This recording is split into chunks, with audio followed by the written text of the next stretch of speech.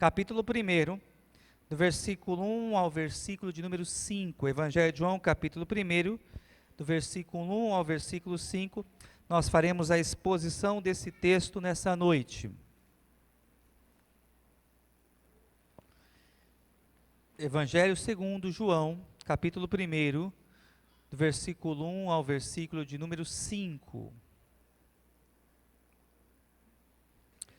A palavra do Senhor assim nos diz: No princípio era o Verbo, e o Verbo estava com Deus, e o Verbo era Deus. Ele estava no princípio com Deus, todas as coisas foram feitas por intermédio dele, e sem ele nada do que foi feito se fez. Versículo 4. A vida estava nele, e a vida era a luz dos homens. A luz resplandece nas trevas, e as trevas não prevaleceram contra ela. Vamos orar, queridos, pedindo ao Senhor Deus que fale ao nosso coração nessa noite. Pai, nós acabamos de ler a Tua palavra, Senhor, e pedimos, ó Pai, que o Senhor nos dê o entendimento da mesma. Rogamos, ó Pai, que possamos essa noite compreender, ó Deus, um pouco mais sobre quem é Jesus. Precisaríamos, ó Deus, de dias e meses para expor toda a beleza, toda a glória, toda a essência e o caráter do Teu Filho, Senhor. Mas permita-nos, ó Deus, nessa noite, à luz dessa pequena porção das Sagradas Escrituras, contemplar a glória do Teu Filho Jesus, sabendo quem de fato Ele é. Mostra-nos esta verdade, é o que te pedimos em o nome de Jesus. Amém. Meus amados irmãos, quem é Jesus? Essa pergunta parece ser óbvia. Talvez possamos até não considerar a importância da mesma. Mas eu quero começar a mensagem dessa noite com uma declaração que talvez lhe deixe um pouco preocupado. Nós precisamos entender que para sermos salvos, nós precisamos ter o conhecimento correto de quem é Cristo Jesus.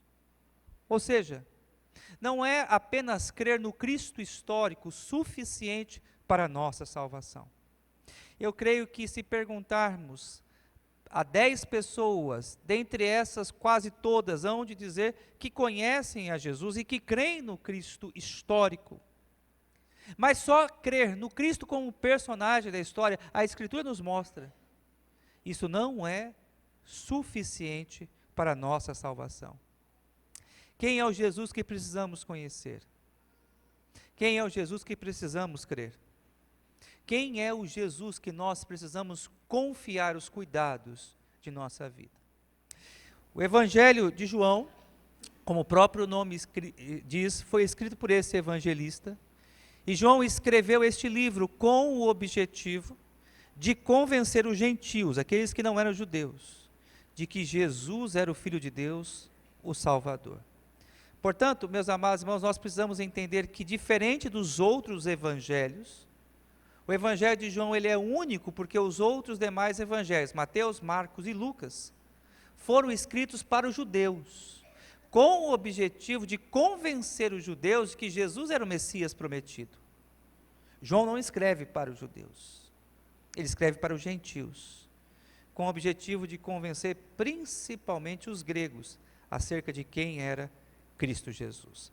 Nessa noite, meus amados irmãos, em primeiro lugar, à luz do texto que nós acabamos de ler, nós precisamos entender que Jesus é a sabedoria do mundo. Vou repetir, Jesus é a sabedoria do mundo. Vejam vocês o versículo 1, por favor, acompanhem na sua Bíblia. A palavra do Senhor assim nos diz: No princípio era o Verbo, e o Verbo estava com Deus, e o Verbo era Deus. Diferente dos outros evangelhos, João apresenta Jesus como sendo o Verbo. Mas nós precisamos entender o sentido e o significado dessa expressão.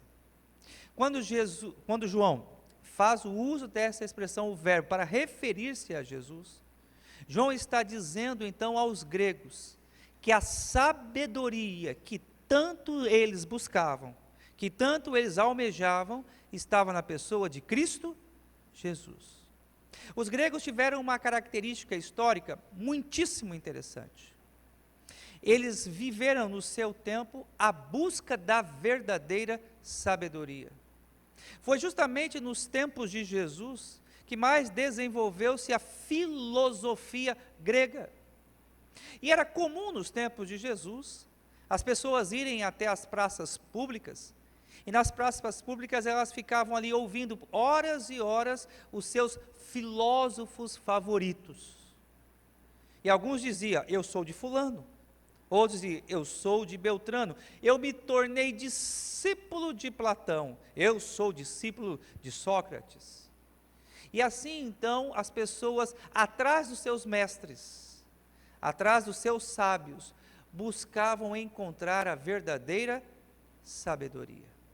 É como se João dissesse então aos destinatários da sua carta, do seu livro, melhor dizendo, que essa sabedoria que tanto eles corriam atrás, que tanto eles prescrutavam, estavam na pessoa de Cristo Jesus. Qual é a aplicação que podemos fazer à luz dessa verdade? Qual é a lição que nós aprendemos? Em primeiro lugar, meus amados irmãos, nós aprendemos que em Jesus nós encontramos a sabedoria para o viver. Todos nós, diariamente, tomamos decisões. Algumas decisões são importantes, algumas decisões não são tão importantes. Algumas escolhas que nós fazemos influenciam diretamente a nossa vida, algumas escolhas não são tão influentes assim. Mas o ponto que eu destaco é que todos nós, todos os dias, fazemos escolhas e tomamos decisões. E como saber se as nossas decisões são corretas? Como saber se as nossas decisões vão nos levar a bom termo? Em Jesus nós encontramos a resposta. No Filho de Deus nós encontramos orientação, sabedoria e direção para a nossa vida. Talvez você nessa noite entrou aqui neste lugar, procurando direção para a sua vida, procurando um rumo a tomar. Talvez esse ano de 2019 foi um ano tanto confuso para a sua existência. Um ano cheio de dúvidas, um ano cheio de questionamentos, cheio de interrogações. Mas eu quero lhe dizer que à luz da palavra do Senhor, em Cristo Jesus, nós encontramos as respostas que são necessárias para a nossa vida. Em Cristo Jesus, nós encontramos a verdadeira sabedoria.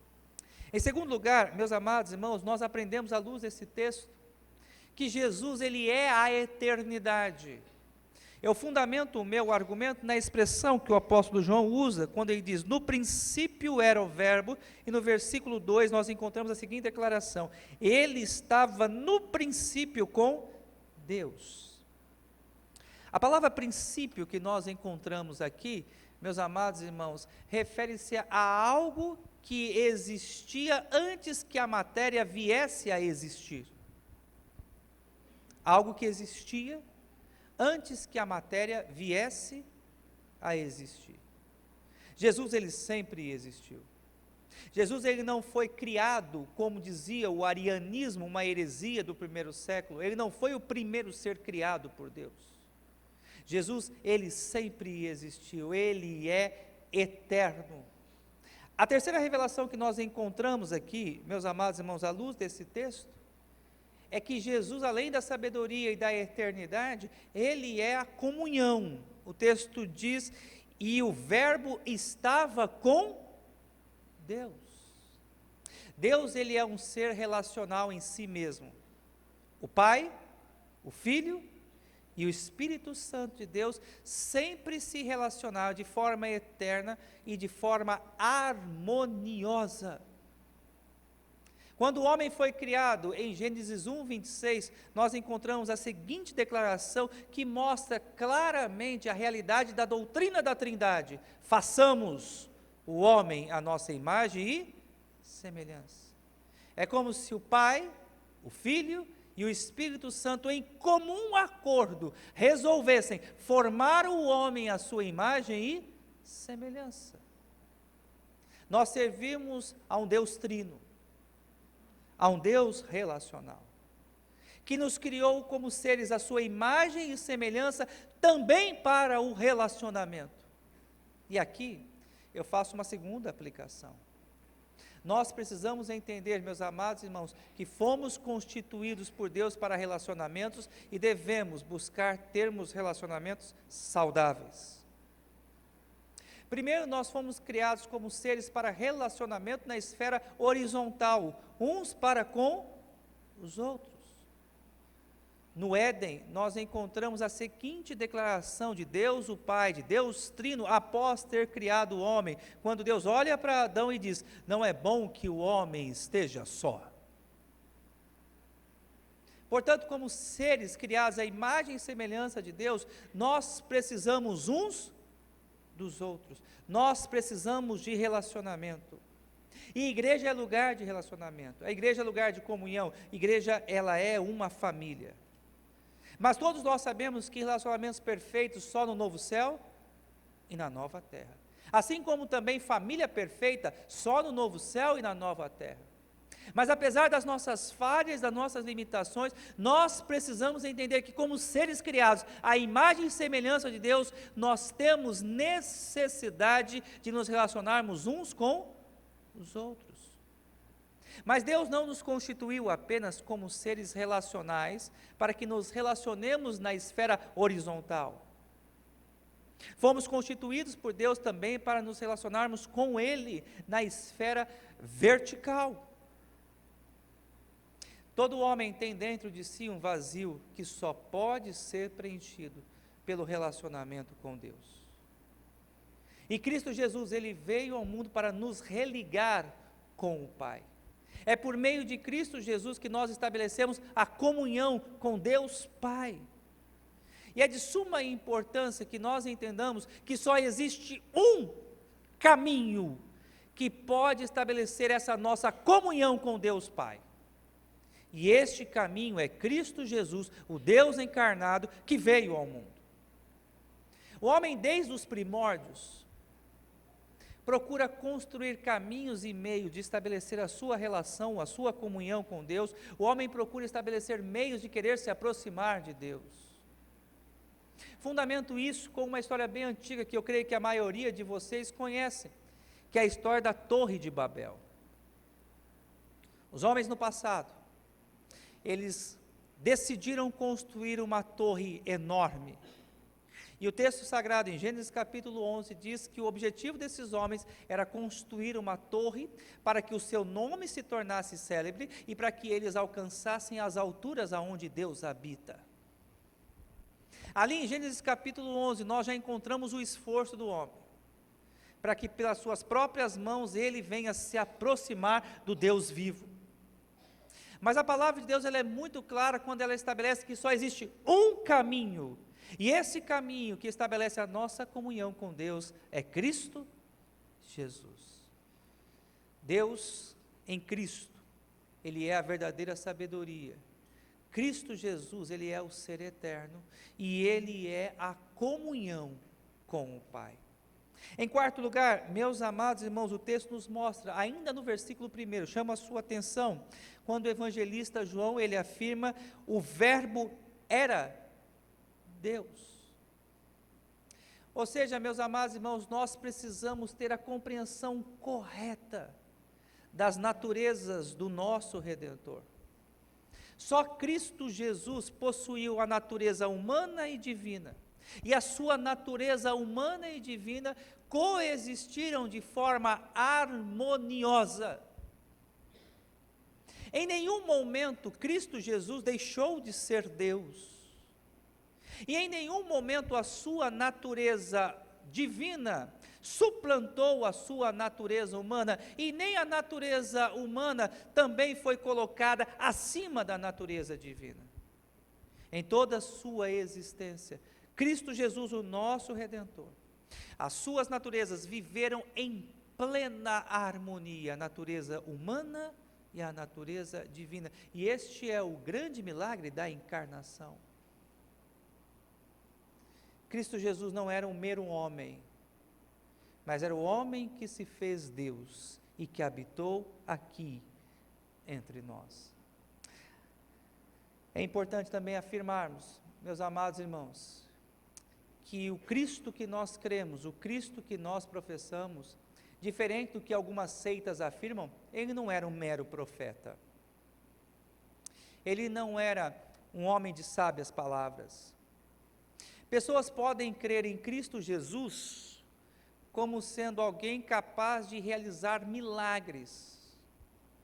Mas só o conhecimento ou a crença que Cristo Jesus é alguém capaz de realizar milagres não é suficiente para a salvação de uma pessoa. Uma pessoa pode crer que Cristo Jesus é um grande profeta. Uma pessoa pode crer que Cristo Jesus é um grande líder religioso. Uma pessoa pode crer que em Cristo Jesus nós encontramos um homem que teve uma visão revolucionária do mundo. Todas essas ideias, esses conceitos, não são suficientes para trazer a salvação do homem perdido. Nós precisamos conhecer verdadeiramente, à luz da Escritura, quem é Jesus. E a Bíblia nos fala que Cristo Jesus é o Deus que se fez homem, é o Deus encarnado, que morreu na cruz pelos nossos pecados. Essa é a convicção que salva, essa é a convicção que traz garantia e plena certeza da salvação. Ainda, amados irmãos, discorrendo do nosso texto dessa noite, nós aprendemos que Jesus, ele é o Criador do universo. Chama a sua atenção, por favor, ao versículo de número 3. A palavra do Senhor assim nos diz: todas as coisas foram feitas por intermédio dele, e sem ele, Cristo Jesus, nada do que foi feito se fez. O universo foi criado por vontade de Cristo Jesus. Quem desenhou, quem projetou as estrelas do firmamento, o sol, a lua, o mar e a terra, todas as coisas foram desenhadas e projetadas por Cristo Jesus. Mas ele não é apenas o desenhista, ele não é responsável apenas pelo projeto, mas o texto diz que além de ser o projetista, ele é o executor da obra. Todas as coisas foram feitas por intermédio dele. Mais maravilhoso é, amados irmãos, pensarmos que de forma magnífica todas as coisas vieram a existir ao som da voz de Cristo Jesus. Do nada todas as coisas vieram a existir, do nada o sol, a lua, as estrelas, o mar e a terra, os animais, todas as coisas vieram a existir ao som poderoso da voz de Cristo Jesus.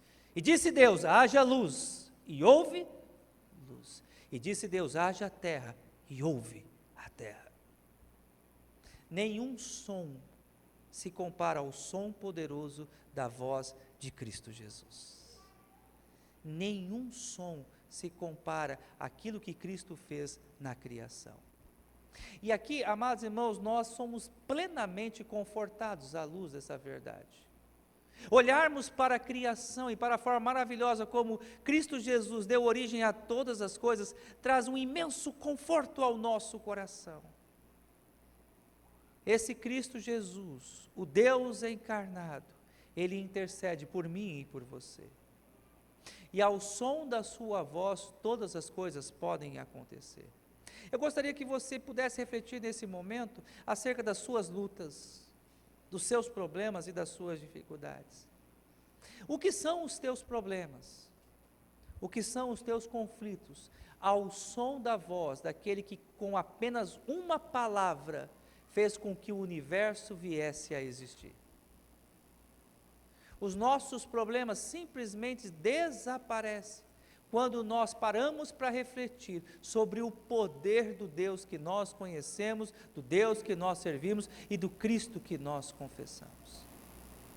A nossa fé, a nossa esperança precisa estar centrado na pessoa gloriosa de Cristo Jesus. Em sexto lugar, meus amados irmãos, nós podemos observar que Jesus, ele não é só o Criador de todas as coisas, mas o versículo de número 3 nos mostra também que ele é o mantenedor de toda a vida. Diferente do que afirma alguns teólogos, que o universo foi criado por Deus e que Deus deixou o universo à sua própria sorte, nós não cremos nisso. E aqui até cabe, meus amados irmãos, uma correção.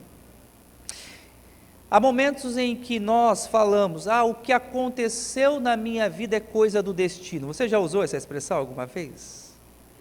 Foi o destino que preparou isso. O que aconteceu é coisa do destino. Amados irmãos, a nós que conhecemos Cristo Jesus, não cabe esta verdade. Nossa vida, nossa história, não está lançada ao léu. Tudo que acontece na nossa vida, tudo que acontece em nossa história, faz parte do plano divino de Deus. Nem uma folha de uma árvore cai, sem que Deus venha a permitir. Todas as coisas estão no controle absoluto desse Deus, que criou o universo ao som da sua voz e que mantém todas as coisas com o seu glorioso poder. Se ainda existe vida, se há vida, é porque Cristo, com sua infinita glória, poder e misericórdia, Ele mantém a harmonia do universo. Nós só existimos. Nós só nos movemos, porque Cristo Jesus, pela sua infinita bondade, assim permite que aconteça. E aqui também, meus amados irmãos, cabe uma outra aplicação. Sejamos mais gratos a Cristo Jesus. Sejamos mais agradecidos a cada dia a Cristo Jesus. Quantas vezes nós iniciamos o dia tão preocupado com os nossos afazeres, tão cheio de nossas responsabilidades, e esquecemos de iniciar o dia dizendo: Senhor, muito obrigado pelo milagre da vida. Se acordamos, acordamos porque Cristo Jesus nos acordou. Se respiramos, respiramos porque Cristo Jesus nos concede o fôlego de vida. Não é o acaso, não é o destino, mas é a bondade de Cristo Jesus que nos mantém vivos. Ainda, amados irmãos, à luz desse texto, em sétimo lugar, o texto nos mostra que Jesus, Ele é a vida. Vejam vocês o versículo 4, quando diz: a vida estava nele e a vida era a luz dos homens. E aqui, meus amados irmãos, existem duas formas de nós entendermos essa expressão: a vida estava nele. O primeiro sentido que eu e você devemos entender à luz desse texto é que nós só encontramos sentido e significado em nossa vida em Cristo Jesus. Há um momento na história de todo homem que ele para e que ele faz a seguinte pergunta: por que eu existo? Por que o universo foi formado? Se você ainda não fez essa reflexão, um dia você há de fazer. Porque todo homem em sã consciência, em um determinado momento da sua história, da sua vida, ele para e se pergunta sobre a razão de todas as coisas. Por que eu existo? Por que eu vivo? Por que o universo foi formado? E nós só encontramos sentido e significado em uma resposta quando nós voltamos os nossos olhos para Cristo Jesus. A Bíblia claramente nos mostra que nós fomos criados para a glória de Deus. O universo foi formado para a glória de Deus. Nós somos seres criados por Deus para a criação, para a adoração. Nós fomos programados, está em nosso DNA, adorarmos a Deus. Porém, o que acontece constantemente com a gente é que, ao invés de nós nos voltarmos ao manancial de águas vivas, nós constantemente queremos cavar cisternas rotas que não retêm águas. Em Cristo Jesus, nós encontramos tudo aquilo que é necessário para a nossa vida. Em Cristo Jesus nós encontramos tudo o que é suficiente para nós. Quem tem Cristo Jesus como Senhor da sua vida, pode declarar como o salmista Davi: o Senhor é meu pastor e nada me faltará.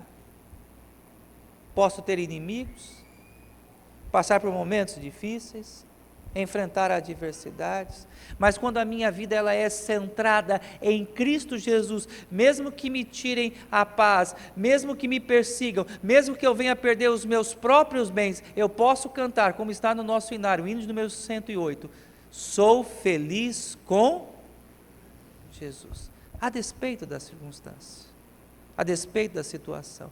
Em Cristo Jesus nós encontramos a vida. Talvez você entrou nessa noite aqui, mais uma vez eu lhe chamo a uma reflexão, querendo encontrar um sentido, um significado.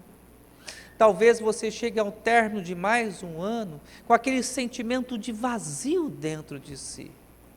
Talvez você seja uma dessas pessoas que está aqui e acolá em busca de respostas que possam trazer orientação para a sua vida.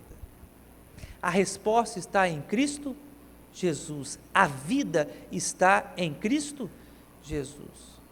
Jesus ele não é só a vida nesse sentido de trazer significado à nossa existência, mas Cristo Jesus ele é também aquele que nos concede a vida eterna. A palavra do Senhor ela é muito clara quando diz em João 3,36, quem crê no Filho tem a vida eterna. E esta é uma verdade absoluta. E Jesus, ele se apresenta como a verdade absoluta. Eu sou o caminho, a verdade e a vida. E nós podemos confiar em Cristo Jesus. Nós podemos descansar em Cristo Jesus. A partir do momento que nós confiamos em Cristo Jesus como nosso único e suficiente Salvador, nós temos a maior de todas as promessas, a mais bela de todas as certezas, a certeza da vida eterna. Quem tem Jesus não teme a morte. Quem tem Jesus não tem medo do dia de amanhã. Quem tem Jesus sabe que o sentido da sua vida hoje é Cristo, e o futuro é estar ao lado de Cristo Jesus, e estar ao lado de Cristo Jesus é incomparavelmente melhor. Nada que encontremos nesse mundo pode se comparar com a sublimidade da glória de estar com Cristo Jesus. Quem tem Jesus tem a vida eterna. Quem tem Jesus viverá para todo o sempre. Quem tem Cristo Jesus tem assegurada a chave que lhe concede a entrada nos portões celestiais, na Nova Jerusalém, na Canaã celestial. Ninguém tem a vida eterna pelos seus próprios esforços. Ninguém alcança a salvação pelo seu labor religioso. A salvação, ela está centrada em Cristo Jesus. Pela fé, cremos que Cristo Jesus é o nosso único e suficiente Salvador. Eu não posso continuar a mensagem dessa noite sem que eu lhe faça essa pergunta. Você já declarou Cristo Jesus como seu único e suficiente Salvador? Você crê que Cristo Jesus ele morreu na cruz pelos seus pecados? Você já se arrependeu dos seus pecados e depositou toda a sua esperança em Cristo Jesus, sabendo que só Ele pode lhe resgatar? Essa é a maior de todas as decisões. Essa é a maior de todas as confissões. A confissão que Cristo Jesus é o nosso único e suficiente Salvador. E termino, amados irmãos, a mensagem dessa noite à luz do versículo de número 5, que diz: a luz resplandece nas trevas e as trevas não prevalecerão contra ela. Em oitavo e último lugar, Jesus, ele é a luz do mundo. Jesus, ele é a luz do mundo. E nós entendemos aqui o conceito de luz, meus amados irmãos, novamente fazendo duas aplicações ou apresentando à amada igreja dois sentidos. O primeiro sentido é que em Cristo Jesus, de fato, nós saímos das trevas e encontramos sentido e significado em nossas escolhas e decisões. Eu já falei sobre isso. Mas um segundo sentido que eu quero apontar aos amados irmãos essa noite é que em Cristo Jesus a nossa mente ela é iluminada e as verdades espirituais nos são reveladas. Nenhum outro líder, nenhum outro homem pode produzir esse tipo de esclarecimento. Nós só nos achegamos a Deus e só conhecemos a Deus por meio de Cristo Jesus. Antes de Cristo entrar em nosso coração e iluminar a nossa mente, as nossas ideias, a nossa mente e o nosso coração estava mergulhado nas mais densas trevas. O homem sem Cristo não crê na Bíblia. O homem sem Cristo não crê no poder do Espírito Santo. O homem sem Cristo, ele é incapaz de compreender as verdades que são reveladas por Deus. É Cristo que ilumina as nossas mentes, é Cristo que abre os nossos olhos, é pelo Espírito Santo que nos foi dado por Cristo Jesus que nós temos o conhecimento da verdade. Por isso o texto diz que a luz que resplandece nas trevas. Outrora, todos os homens estavam perdidos, mergulhados nas mais densas trevas. Mas Cristo Jesus trouxe luz ao meu coração e ao teu coração. E essa luz é invencível. O texto diz que as trevas não prevalecerão contra ela. Mesmo que as forças do mal se levantem, mesmo que as forças do mal se oponham a Cristo Jesus e a sua gloriosa obra, como nós vimos desde a sua encarnação, quando num plano maligno o governador da Judéia mandou que todos os meninos fossem exterminados, Cristo Jesus, a luz, resplandeceu e venceu as trevas. Eu e você temos um final glorioso. A nossa história, o final dela já está escrito. E o nosso final é um final glorioso.